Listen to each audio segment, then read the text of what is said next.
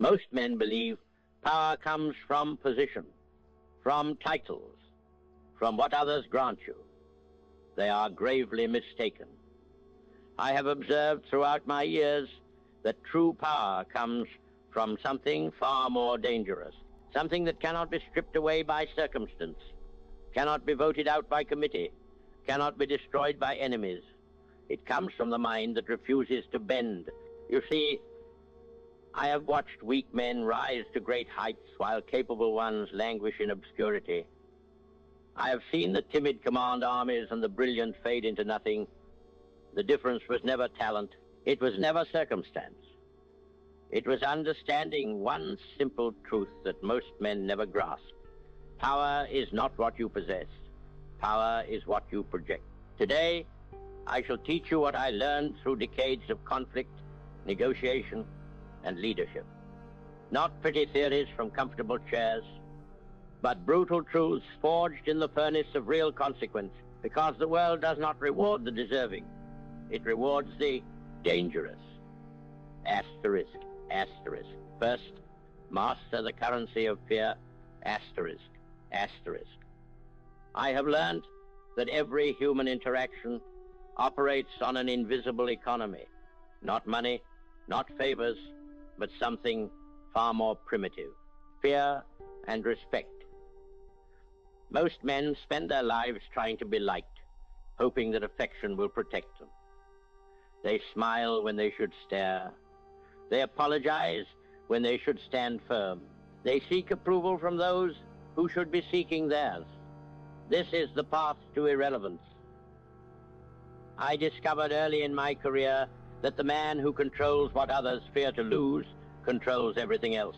Not through cruelty, mind you, but through calculated distance.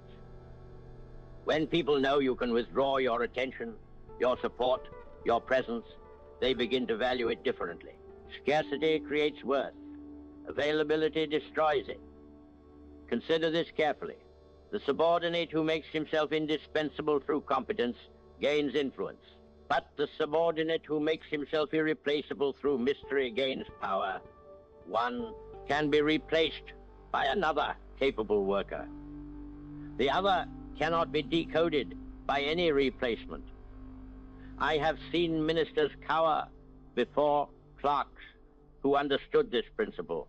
I have watched generals defer to advisors who wielded nothing but strategic silence. The moment someone needs your approval more than you need theirs, the balance shifts irrevocably in your favor. Asterisk, asterisk. Second, control information. Like territory, asterisk, asterisk information is the landscape on which all battles are fought. Yet most men scatter their intelligence like leaves in autumn, telling everyone everything, seeking validation through transparency. They believe honesty will protect them. It will not. Truth without strategy is merely confession. I learned to treat every piece of information as ammunition, not to be hoarded needlessly, but to be deployed with precision. When you know something others do not, you possess advantage. When you reveal it strategically, you gain influence. When you withhold it deliberately, you create dependence. The man who answers every question loses mystery. The man who explains every decision loses authority. I have watched leaders destroy themselves not through bad choices, but through the compulsion to justify those choices to those who lack the capacity to understand them. Here is what I discovered. People respect what they cannot fully comprehend more than what they completely understand. The familiar becomes ordinary. The mysterious becomes powerful. Your thoughts, your plans, your true capabilities should be revealed only when revelation serves your purpose. In every room I entered, I knew more than I revealed and revealed less than I knew. This was not deception. This was warfare, fought with intelligence rather than weapons. Asterisk, asterisk. Third, project strength before you possess it. Asterisk, asterisk. Most men wait to feel powerful before they act powerfully. They believe confidence must be earned before it can be displayed. This backwards thinking has buried more potential than any external enemy ever could. I have observed that the world responds to what it perceives, not what it investigates. Appearance precedes reality in human judgment. The man who carries himself like a victor before the battle often finds the battle half won before it begins. The man who speaks with the certainty of authority often discovers that authority follows certainty. This is not pretense. This is understanding how power actually functions in human society. People are not careful analysts of competence. They are quick judges of presence. They sense weakness before they examine credentials. They feel strength before they verify accomplishment. I learned to walk into rooms as though I belonged there, even when I did not. I spoke in negotiations as though my position was unassailable. Even when it was precarious, I projected the calm of a man who had already won, especially when victory was far from certain. The extraordinary thing about this approach is that it becomes self-fulfilling. When you act as though you possess power, others begin treating you as though you do. When they treat you as powerful, you begin to actually acquire power. When you acquire power, your original projection becomes reality. But there is a crucial element most men miss. Projection without substance is merely performance. It will crumble under pressure. True dangerous power comes from building real capability while projecting unshakable confidence. The world must sense your strength before it tests your competence. Asterisk, asterisk, fourth, never react, always respond, asterisk, asterisk. I have watched more men destroy themselves through reaction than through any external force. The moment someone can predict your emotional response, they can control your actions. The moment they can trigger your anger, your fear, your desperation, they hold invisible strings that make you dance to their rhythm. Reaction is weakness disguised as authenticity. Response is strength disguised as calm. The difference lies in the pause between stimulus and action. Most men feel provoked and immediately express that provocation. They mistake this for honesty, for strength, for being real. But what they have actually done is handed control of their behavior to whoever provoked them. I trained myself to observe my own reactions as though watching another man. When insulted, I noted the anger but did not become it. When threatened, I acknowledged the fear but did not obey it. When praised, I recognized the pleasure but did not depend on it. This internal distance gave me external power. While others raged and revealed their weaknesses, I calculated and concealed my intentions. While they responded to the last thing said, I responded to the entire situation. While they fought the battle in front of them, I positioned myself to win the war behind it. The dangerous man is not the one who explodes with fury. Anyone can shout. The dangerous man is the one who remains perfectly calm while everyone around him loses control. His stillness becomes a mirror that reflects their chaos back to them. His silence becomes a weight that presses on their conscience. His patience becomes a threat they cannot define but cannot ignore. Asterisk, asterisk. Fifth, use silence as your greatest weapon. Asterisk, asterisk. I have discovered that most men fear silence more than they fear conflict. They rush to fill every pause with words, believing that constant speech demonstrates competence. They could not be more wrong. In my years of negotiation and command, I learned that silence is not the absence of power. It is power in its most concentrated form. When you stop speaking, others start revealing. When you pause, they panic.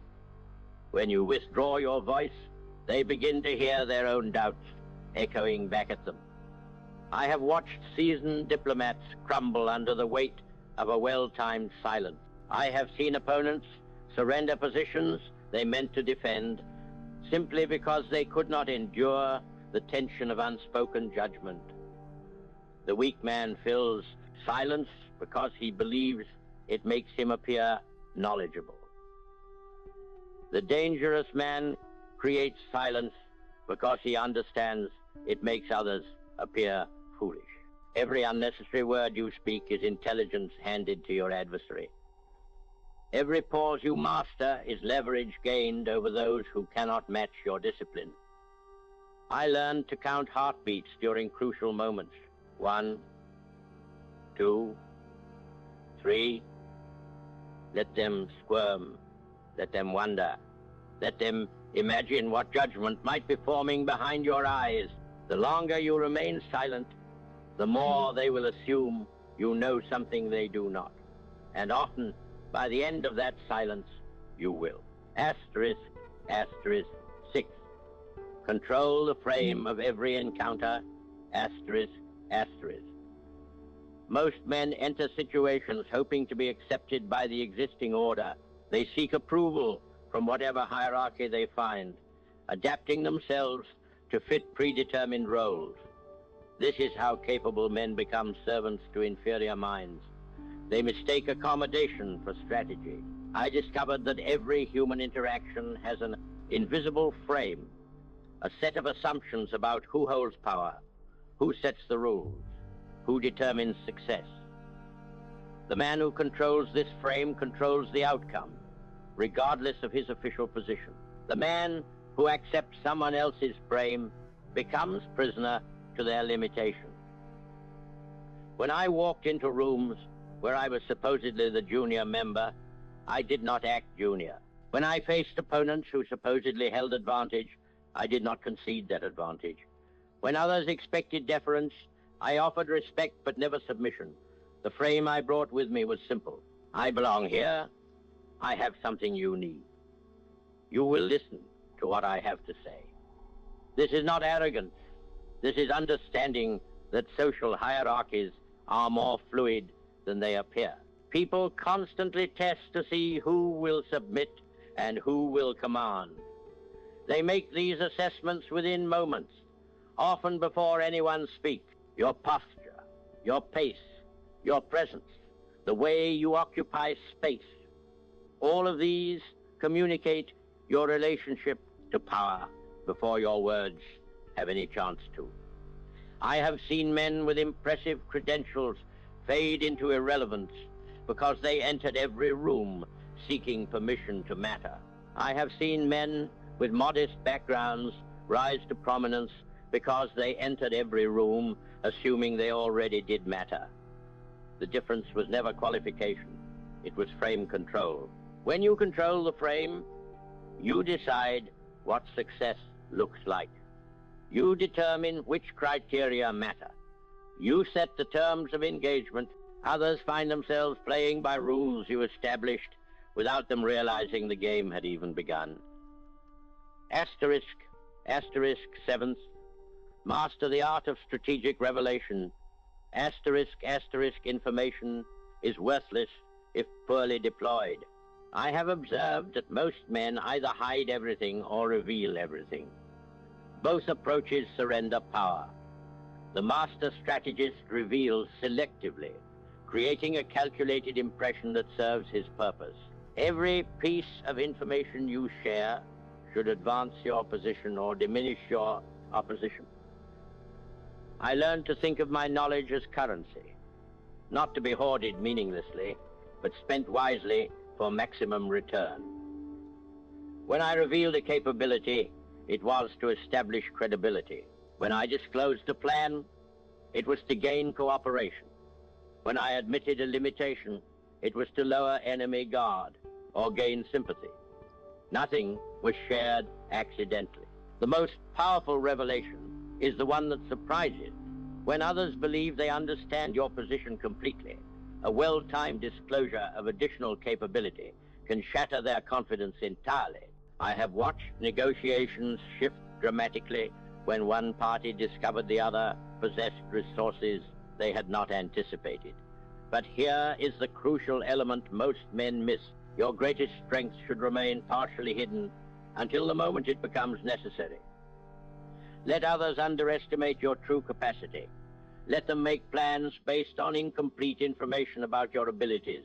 When they finally see what you are truly capable of, their entire strategy crumbles because it was built on false assumptions. This applies to knowledge, to connections, to capabilities, to resources. The man who shows his full hand early gives his opponents the ability to plan against him. The man who reveals his advantages incrementally keeps his opponents constantly off balance, always reacting to new information instead of executing their own design. I have found that mystery preserves power while explanation diminishes it. The moment you make yourself completely predictable, you make yourself completely manageable. Strategic revelation maintains the edge that keeps you dangerous. Asterisk, asterisk, 8. Build loyalty through selective investment, asterisk, asterisk. Most men believe loyalty is earned through universal kindness. They spread their attention and resources equally, hoping that fairness will generate devotion. This approach creates servants, not allies. True loyalty comes not from what you give to everyone, but from what you give to the chosen few. I discovered that humans value what is scarce far more than what is abundant. When you make your approval, your attention, your support easily available to all, it becomes worthless to each individual. But when you make these things rare and selective, they become treasures that people will fight to obtain and struggle to maintain. This is not cruelty. This is understanding human nature. People do not cherish what they expect to receive. They cherish what they fear to lose. When someone knows they hold a special position in your regard, when they understand that your favor is not granted carelessly, they will guard that relationship fiercely. I learned to identify the individuals whose loyalty would matter most and invest in them deliberately, not through constant attention, but through meaningful gestures at crucial moments. A word of support when they faced criticism, recognition when others overlooked their contributions, trust when others doubted their capabilities. These investments paid dividends far beyond their cost. The dangerous leader does not try to be loved by all. He chooses who deserves his investment and makes that investment count. He builds a circle of allies who understand their position is valuable precisely because it is not available to everyone. These allies become extensions of his power, advancing his interests even when he is not present to direct them. But remember this: selective investment requires genuine discrimination. You must choose wisely who deserves your loyalty, because those choices will determine who stands with you when circumstances become difficult. Invest in strength, in competence, in character. Weak allies are not allies at all. They are liabilities waiting to betray you when pressure mounts. Compete, immense, in character. Weak allies at all. They are liabilities waiting, you, when are not allies to be touts. Pressure, M***.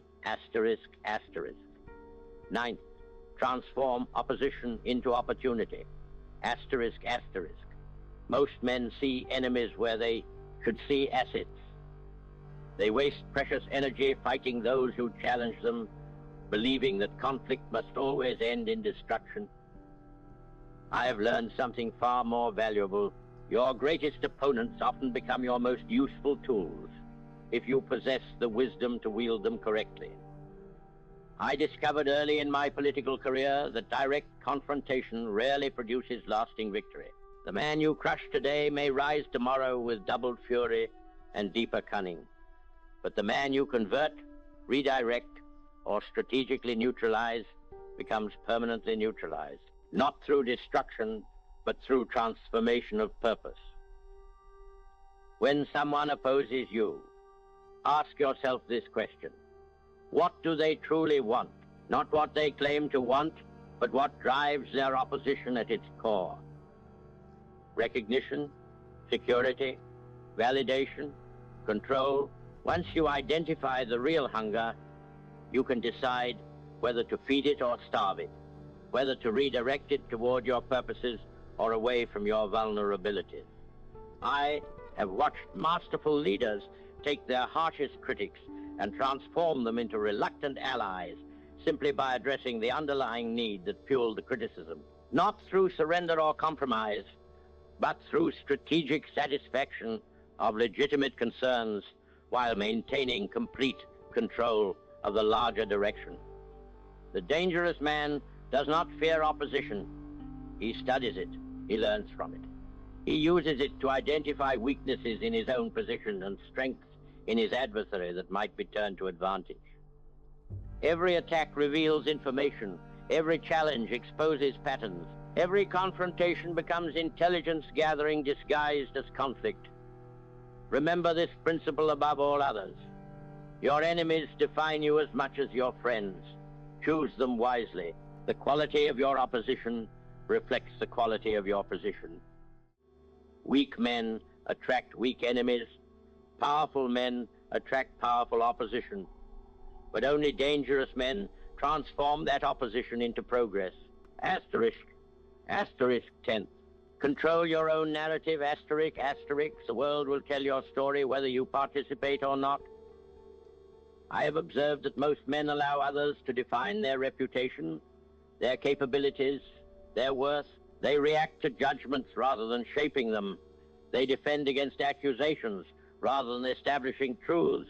This is how capable individuals become prisoners of other people's limited imagination.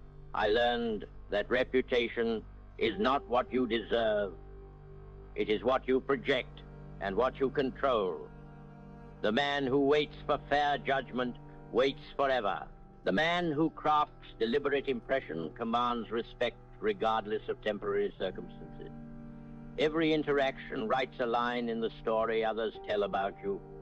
Every response adds a chapter to your legend. Most men waste these opportunities, speaking without strategy, reacting without purpose, presenting themselves without intention.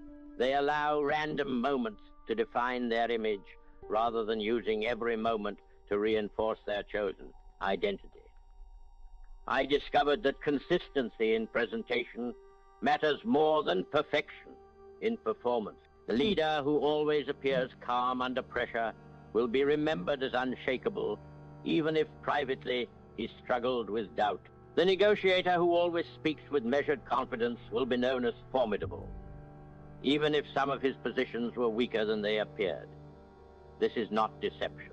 This is understanding that human memory is selective and human judgment is based on patterns, not individual incidents. People remember the overall impression you create far longer than they remember specific details of your actions.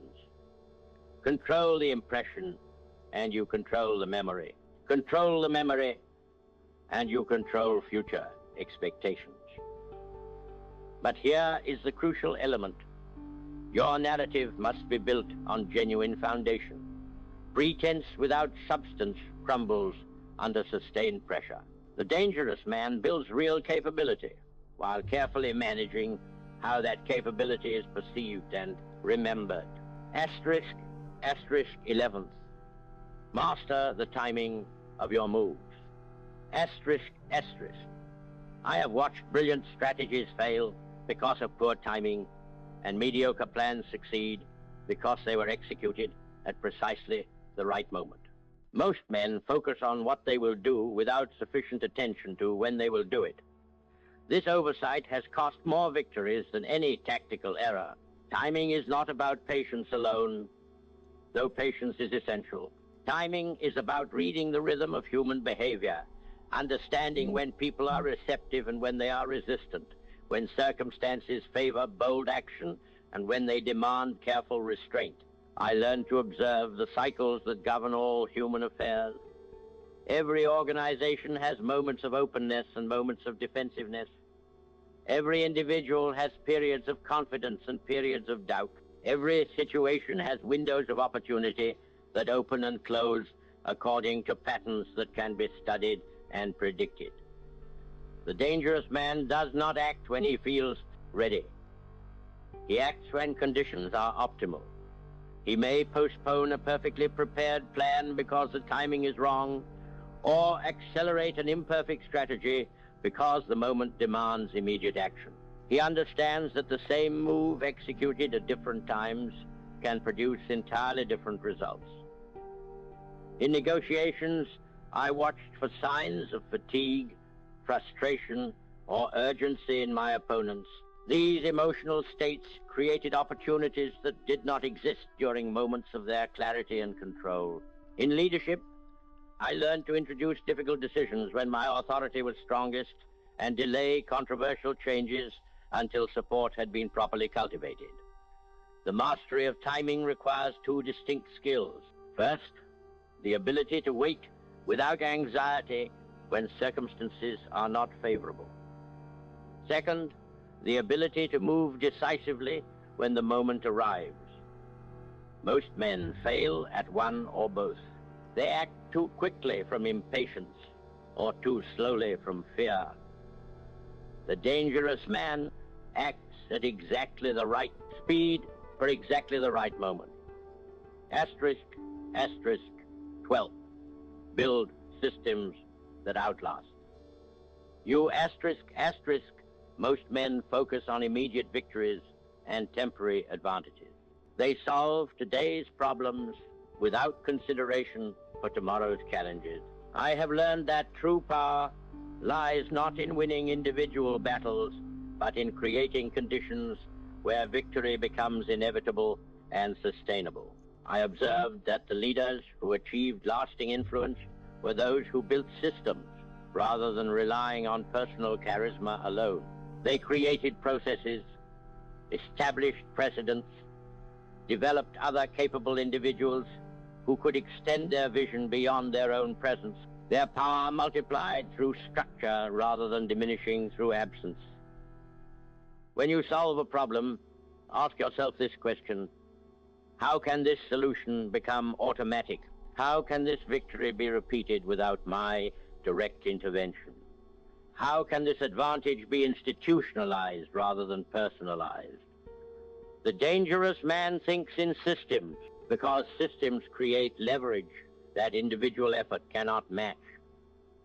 I learned to establish patterns of behavior in my organizations that would continue to produce desired results even when I was not present to oversee them, not through rigid control, but through clear principles that guided decision-making at every level. When people understand not just what to do, but why to do it, they can adapt your intentions to circumstances you never anticipated. This principle applies to personal relationships as well as professional ones. The influence you build should not depend entirely on your constant presence and attention. Create value systems, establish mutual benefits, develop dependencies that serve all parties involved, build loyalty through structure, not just through personality. The truly dangerous individual creates momentum that continues beyond his direct involvement.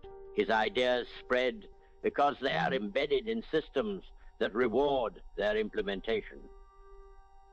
His influence grows because he has trained others to extend it.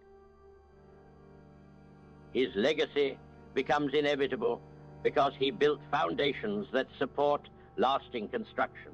Asterisk, asterisk. 13th, never reveal your full capability. Asterisk, asterisk. I have discovered that the moment others believe they fully understand your limitations, you become predictable. And the predictable man is the manageable man. Throughout my years in positions of authority and conflict, I maintained deliberate mysteries about my true capacity, my complete resources, my ultimate intentions. This is not about deception for its own sake. This is about maintaining strategic advantage through controlled uncertainty. When your opponents cannot accurately assess your full strength, they cannot plan effectively against you. When your allies do not know your complete capabilities, they cannot take your contributions for granted.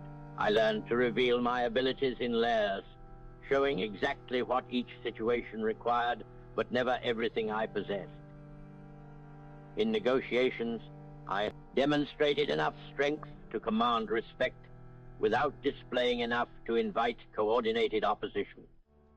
In leadership, I exhibited sufficient capability to inspire confidence without exposing every tool at my disposal. The dangerous man always holds reserves, not just material reserves, but intellectual reserves, emotional reserves, strategic reserves.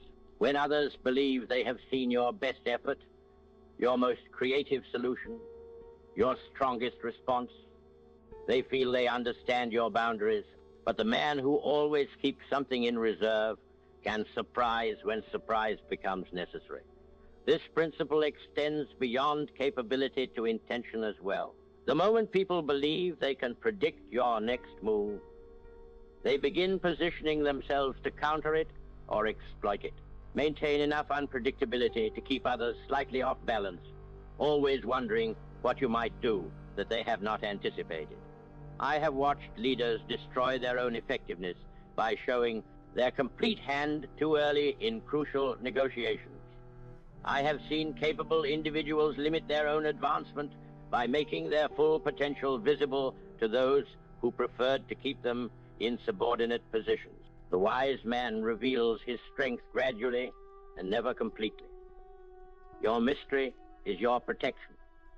Your unknown capabilities are your insurance. The respect you command depends partly on what others know you can do, but equally on what they suspect you might be capable of that they have not yet witnessed. Remember this above all else. Power fully displayed is power that can be countered. Power partially concealed is power that commands caution. Power completely hidden is power that invites underestimation. The dangerous man finds the perfect balance between these extremes, showing enough to establish credibility while maintaining enough mystery to preserve advantage. Asterisk, asterisk. The integration of dangerous power. Asterisk, asterisk. These 13 principles are not suggestions. They are the architecture of dangerous power itself. I have given you what most men never receive and what weak men cannot handle. The knowledge that separates those who command from those who serve, those who shape events from those who merely endure them. You now possess what I learned through decades of triumph and defeat, through moments when nations hung in the balance and when personal survival demanded perfect judgment. But knowledge without application is merely intellectual decoration. The dangerous man takes these truths and forges them into daily practice until they become as natural as breathing. The world needs more dangerous men, not reckless men, not cruel men, but men who understand power and wield it with precision. Men who cannot be manipulated, cannot be broken, cannot be ignored. Men who transform every room they enter and every situation they encounter. You have been warned, you have been taught, you have been armed with truths that most will never comprehend. What you do with this knowledge will determine whether you join the ranks of the truly powerful or remain forever among those who wonder why others succeed where they fail. The choice, as it has always been, is entirely yours.